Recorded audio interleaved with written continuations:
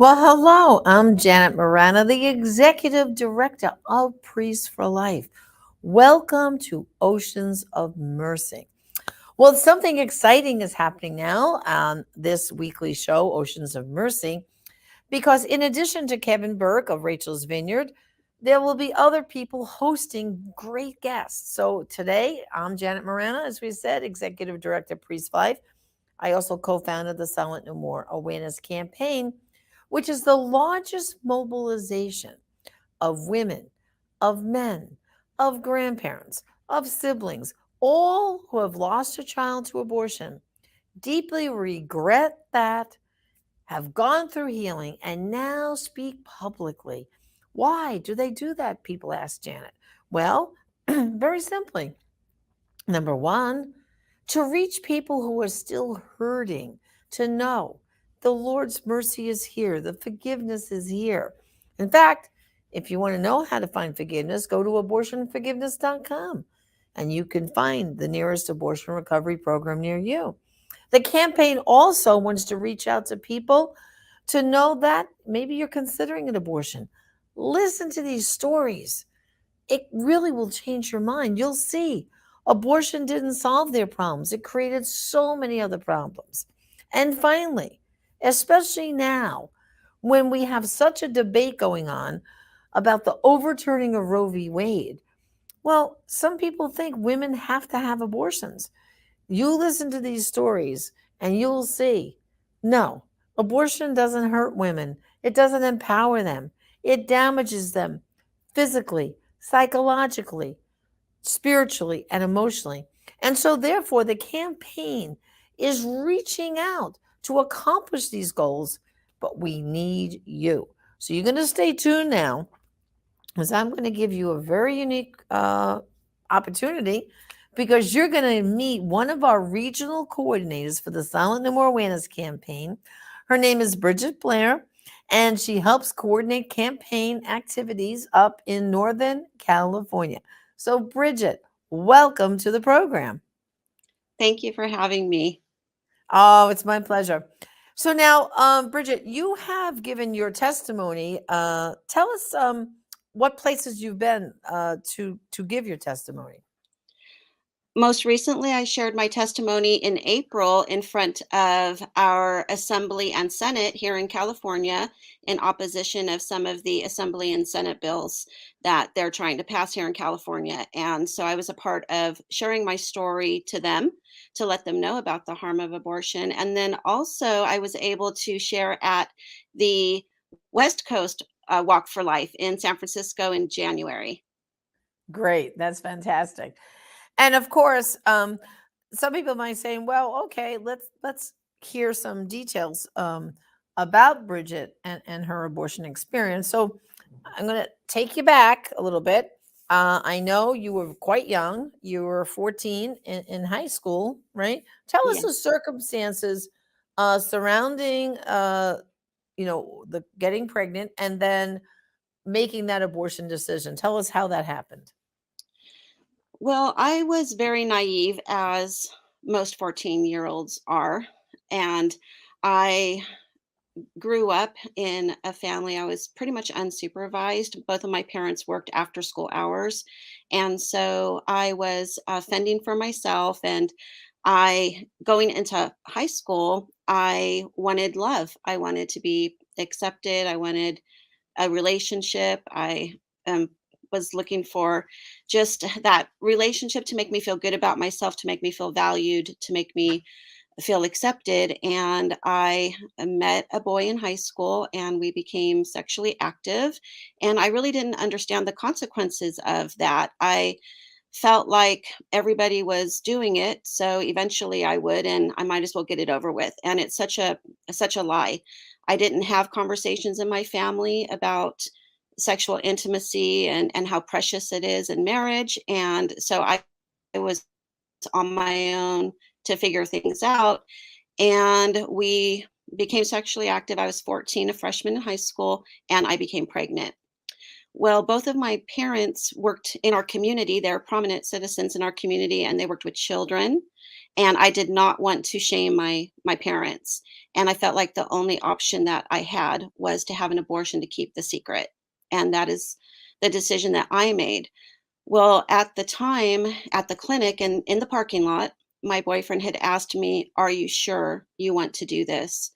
And I said yes, and I refused a conversation with him, basically silencing his voice and not giving him an opportunity to share what he would want.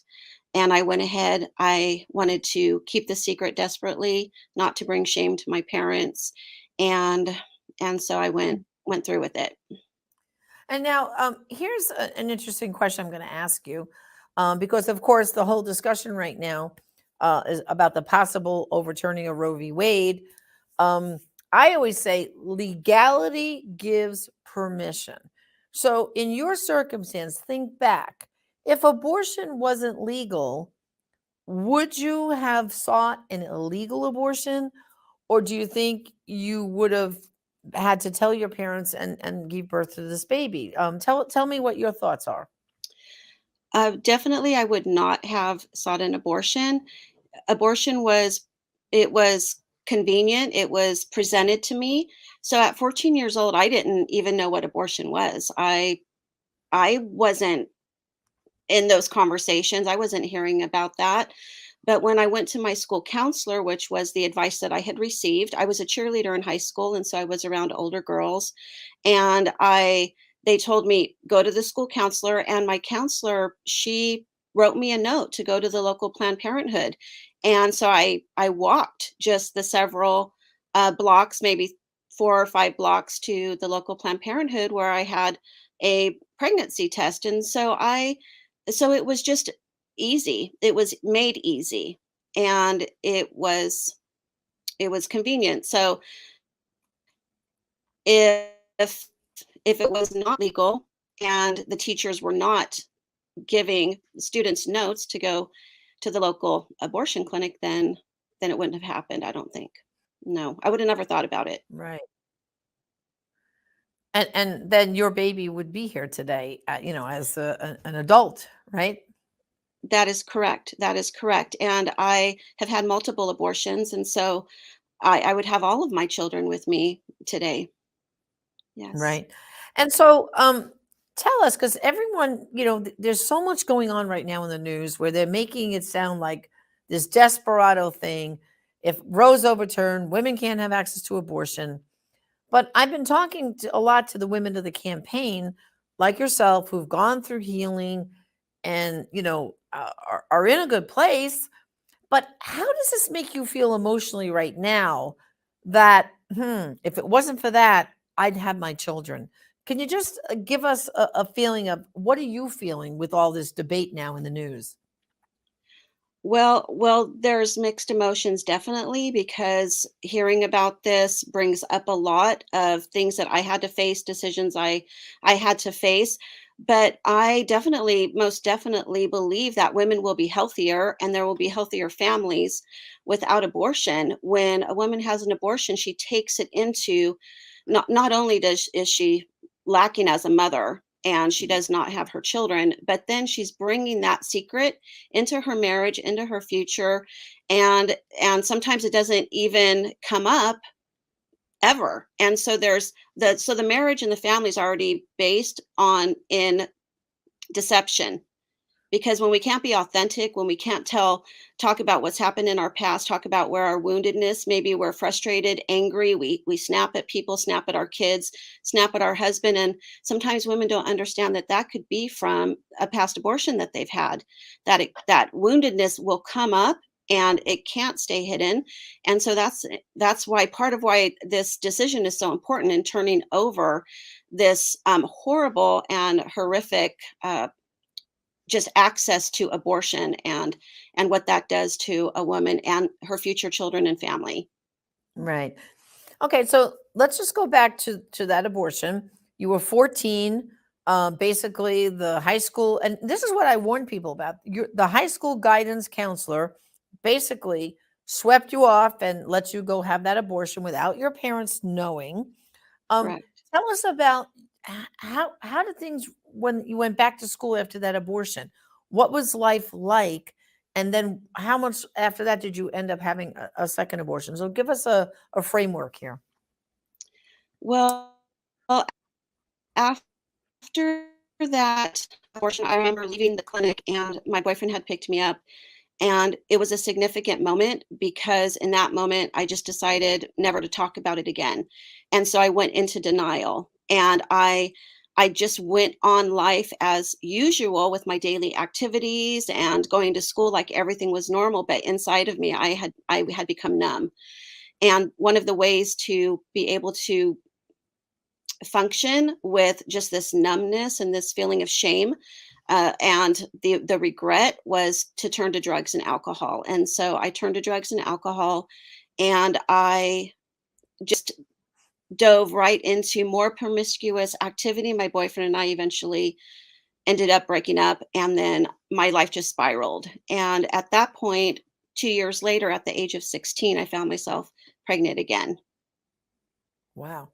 And so was this another situation where the high school counselor assisted you in obtaining the abortion, or you already knew the path and you went down that route again?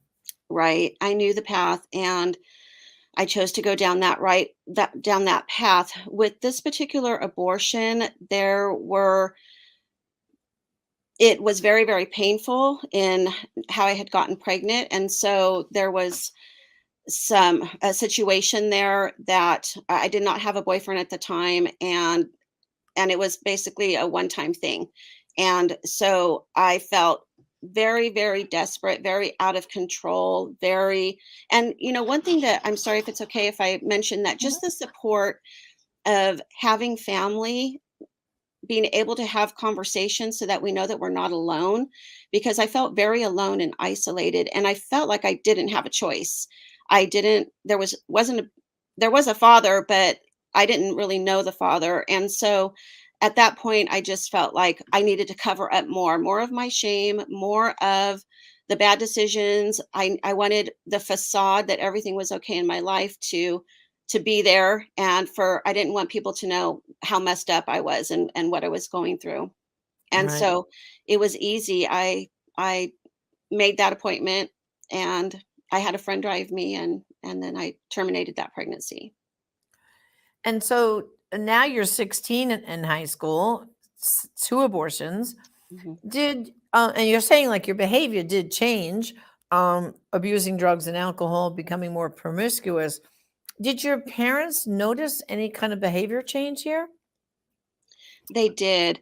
I remember that one particular time my mom sat me down and she didn't know what to do. And like I had shared, my parents both worked after school hours. Hmm.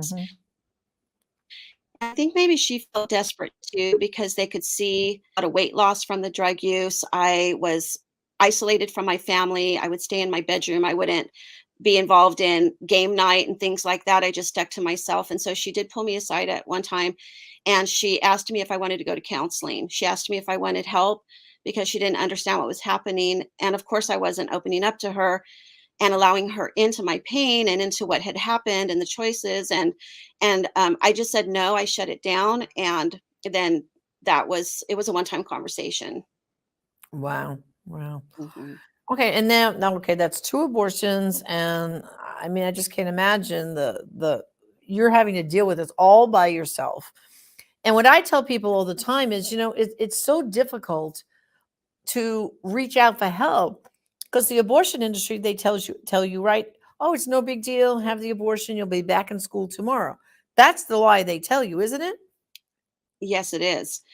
Yes, it is. They make it sound like everything's going to be easy and it's pain-free and there aren't going to be any consequences. There isn't going to be any aftermath emotionally.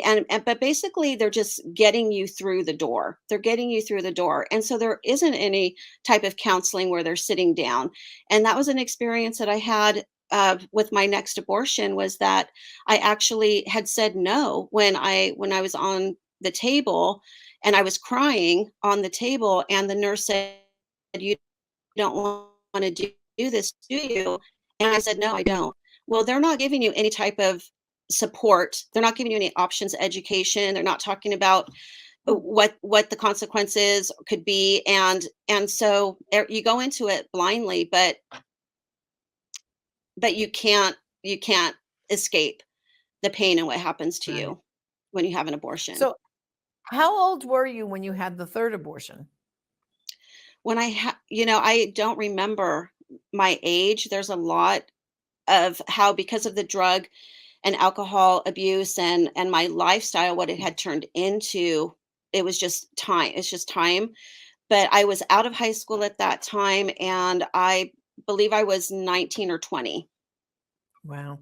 Yeah. And now let's go back to that abortion, because you said you're on the table. You say to the nurse or who's ever assisting the doctor, "I've changed my mind. I don't want to have this abortion."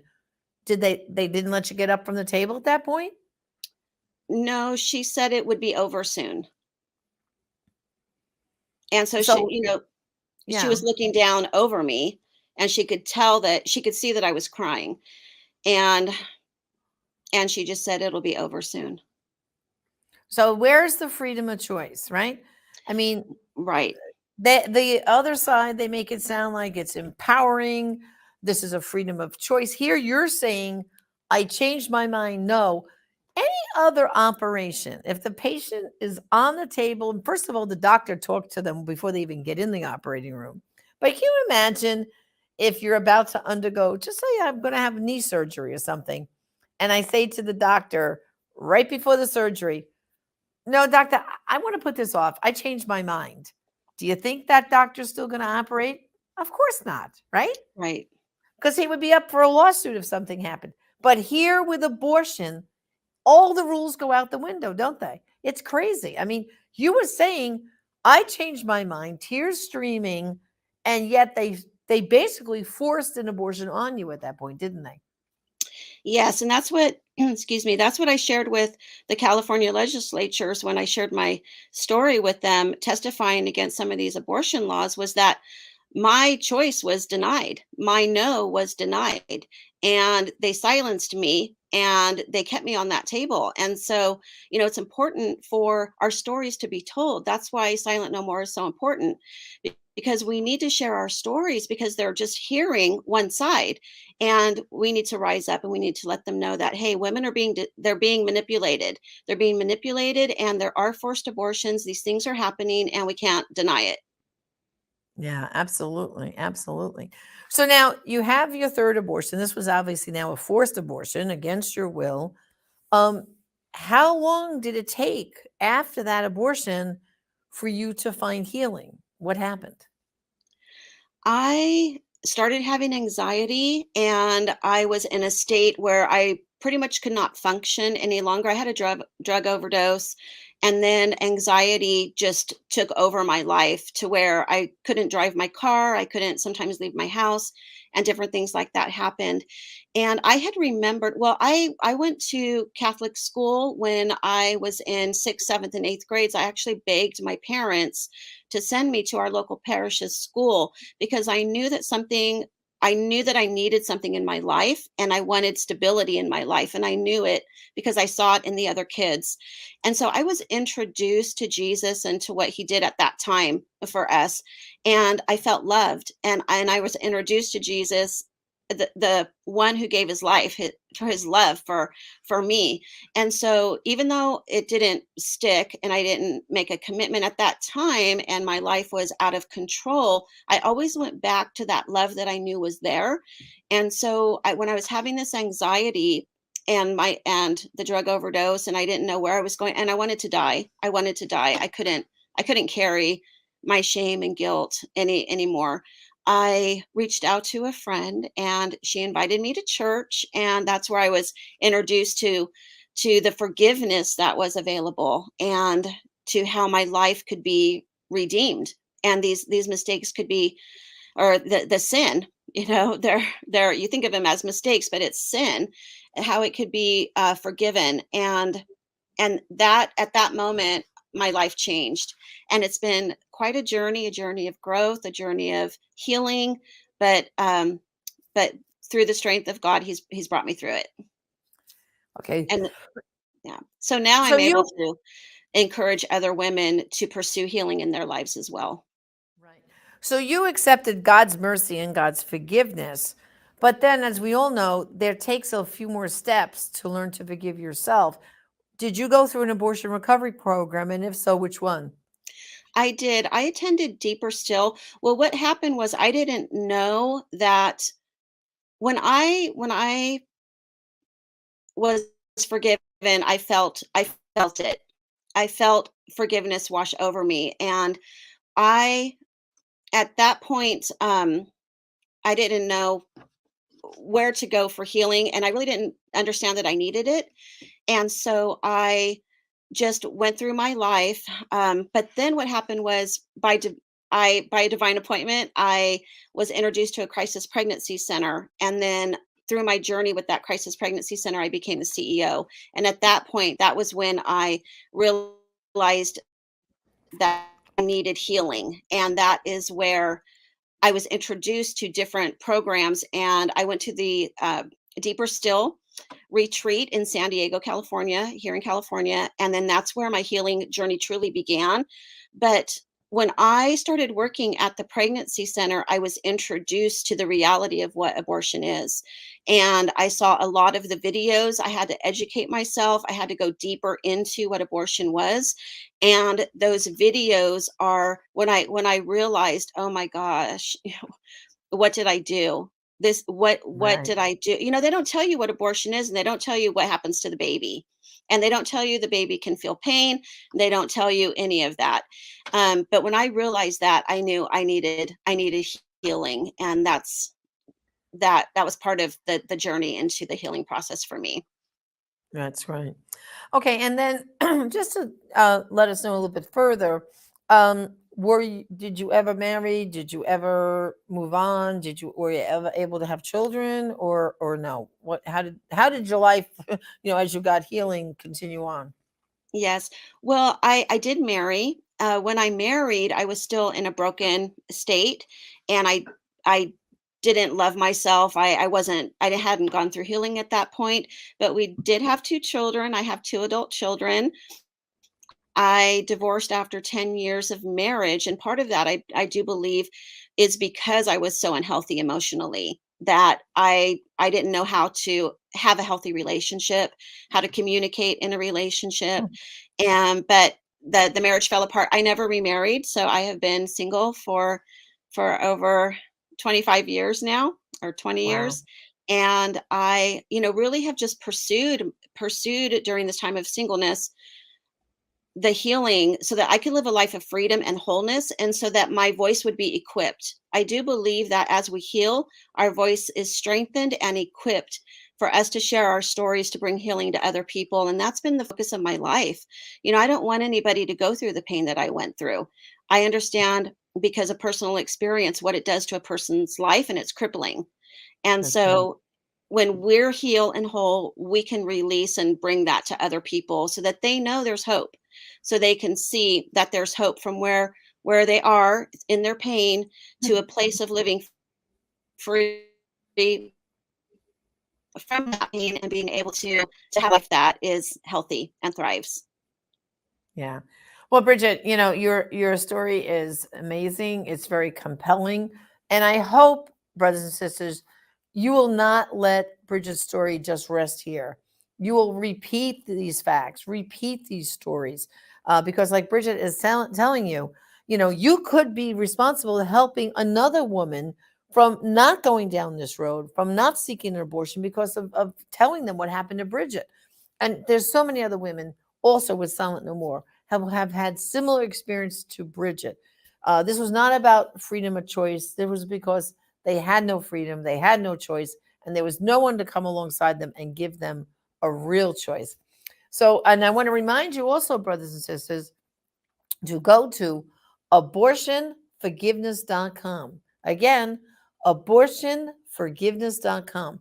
All you have to do, put in your zip code there, and it will show you where the nearest healing program, abortion recovery program, is right near you.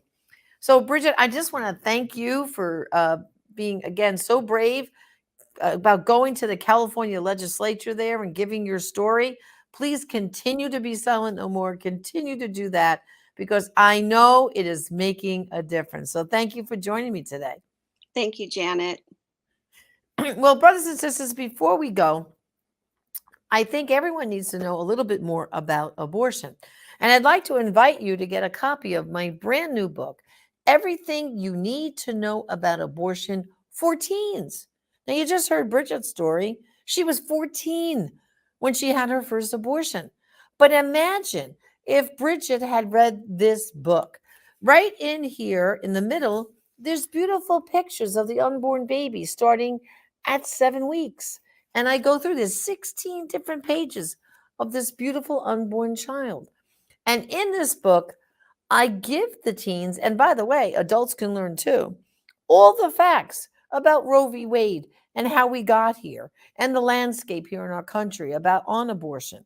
I tell them about the hard cases, rape, incest, life of the mother, fetal anomaly. I teach them too how to discuss this issue and be on the offense instead of the defense with great facts.